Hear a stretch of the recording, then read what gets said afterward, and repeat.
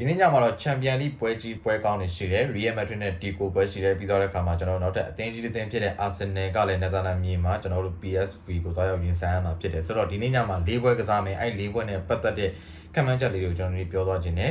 ရုံဆုံးပြောသွားခြင်းတဲ့ပွဲကကျွန်တော်တို့ Club Brugge နဲ့ Aston Villa နဲ့ထိပ်တိုက်တွေ့နေတဲ့ပွဲဖြစ်တယ်ဒီနှစ်သင်းစီပြီးခဲ့တဲ့ Champion League အုပ်စုအဆင့်မှာလည်းထိပ်တိုက်တွေ့ခဲ့ပြီးတော့အခုကျွန်တော်တို့ဒီ16သင်းရှုံးတဲ့အဆင့်မှာပြန်ပြီးတော့ထိပ်တိုက်တွေ့ကြတာဖြစ်တယ်ဆိုတော့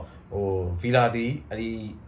Brugge နဲ့အုပ်စုအဆင့်တွေ့တဲ့တော့ကျွန်တော်အုပ်စုဆင့်တွေ့တော့ဆိုလို့ရှိရင်တို့ 1-0 နဲ့ရှုံးခဲ့တယ်ဒါဒီတို့အတွက် Club Brugge နဲ့တွေ့တဲ့အချိန်မှာဒီဟာဒီပထမဆုံး Champion League ရှုံးပွဲကိုတို့ကြုံတွေ့လိုက်ရတာဆိုတော့ဒီပွဲအတွက်မှာလည်းဒီပွဲမှာ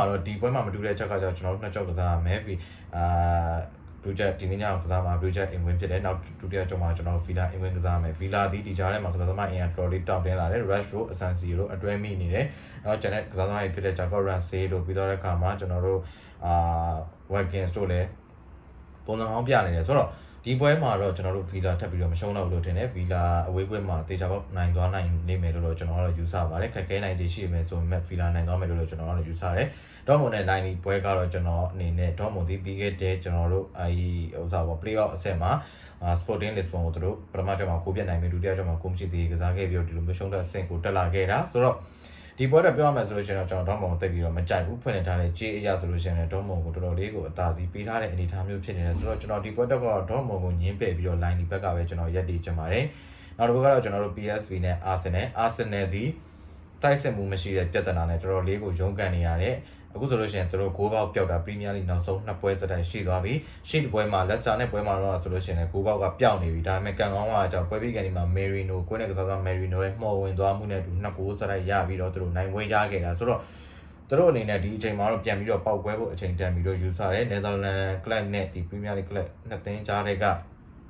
ကွာချက်တွေကလည်းတော်တော်လေးကြီးတယ်လို့ပြောရမယ်တခုရှိတာကြောင့် Arsenal တိုက်စစ်ပိုင်းကအခွင့်အရေးတွေကိုမပြုံးတီးဖို့ပဲလိုတယ်ဆိုတော့ဒီဝက်တော့ကတော့ကျွန်တော်ဂိုးများမယ်လို့တော့ကျွန်တော်ကတော့ယူဆတယ်ဆိုတော့ Arsenal ဂိုးပြန်များမယ်အချိန်တန်ပြီး Arsenal ဂိုးပေါ်ကိုကျွန်တော်သဘောကျပါတယ်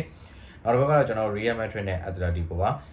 တကယ်ကို Madrid derby ပွဲကြီးပွဲကောင်းဖြစ်တယ် Real နဲ့ဒီ Madrid derby ဒီနှစ်သင်းနောက်ဆုံးထိတွေ့ထားတဲ့3ပွဲစတိုက်မှာတကိုးစီသေးကြခဲ့တာတကိုးစီသေးကြခဲ့တယ်ဆိုတော့ဒီပွဲမှာတက်ပြီး 1-1 ထက်ကြအောင်မလားပေါ့နော်ကျွန်တော်တို့မျှော်လင့်နောက်စားမန်းစားကတ်နေတယ်ပေါ့နော်ဆိုတော့တစ်ဖက်မှာကြည့်လို့ရှိရင် Real Madrid ဒီကစားသမား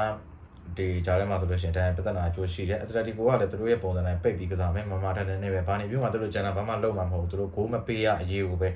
ဦးစားပေးပြီးကစားလိမ့်မယ်ဆိုတော့ Mbappe Vinicius တို့ထိန်းနိုင်မယ် Bellingham တို့စီကလာမဲ့ဘောလုံးနှမ်းကြောင်းတွေကိုထိန်းနိုင်မယ်ဆိုလို့ရှိရင် Atletico တို့ဖြစ်နိုင်ခြေရှိတယ်ဆိုတော့ဒီနေ့ညမှာနောက်ပြီးတစ်ခုထည့်သွင်းစဉ်းစားမှာကြောင့် Real Madrid ရဲ့ခြေစွမ်းပေါ့နော်ခြေစွမ်းမိုက်ဒီ Real Madrid ခြေစွမ်းမိုက်ဒီပုံစံကောင်းမပြနိုင်တာတော်တော်လေးများတယ်9-1ဒီဟာဒီမှာနိုင်တဲ့ပွဲတွေရှိတယ်တော့မှအဲ့ဒီပွဲတွေမှာတို့ရဲ့ခြေစွမ်းဒီအားရစရာမကောင်းပြီးခဲ့တဲ့နောက်ဆုံးပွဲမှာဆိုလို့ရှိရင်တို့ဘတ်တစ်ကိုဥဆောင်မှုသွင်းပြီးမှ2ဂိုးတကူနဲ့ရှုံးခဲ့တယ်ဒီတော့ဒီပွဲမှာလည်းတို့တကယ်ကိုခက်ခဲတဲ့ပွဲကြီးပွဲကောင်းတစ်ပွဲဖြစ်လာလိမ့်မယ်ဆိုတော့ကျွန်တော်အကြိုက်ကိုပြောမယ်ဆိုရင်ကျွန်တော်ဒီနေ့ညမှာတော့ကျွန်တော် Atletico ကိုပိုကြိုက်တယ်တစ်ဖက်မှာ Real Madrid ဒီ Champion League မှာမှော့အောင်တက်တဲ့အသင်းဖြစ်တယ်ဒါပေမဲ့ဒီပွဲမှာတော့Real တို့အနိုင်ရဖို့ခက်မယ်လို့ကျွန်တော်ယူဆတယ်ဆိုတော့ကျွန်တော်ဒီပွဲတော့ Atletico ကိုကျွန်တော်သဘောကျပါတယ်ဆိုတော့ကောင်းပါကြောင်းဒီနေ့တော့တလောက်နဲ့ပဲရန်နာချင်ပါတယ်မနေ့ပြန်တော့ဒီပွဲပြီး30ချက်တွေနဲ့ကျွန်တော်ပြန်လာခဲ့ပါမယ်အားလုံးကိုကျေးဇူးတင်ပါတယ်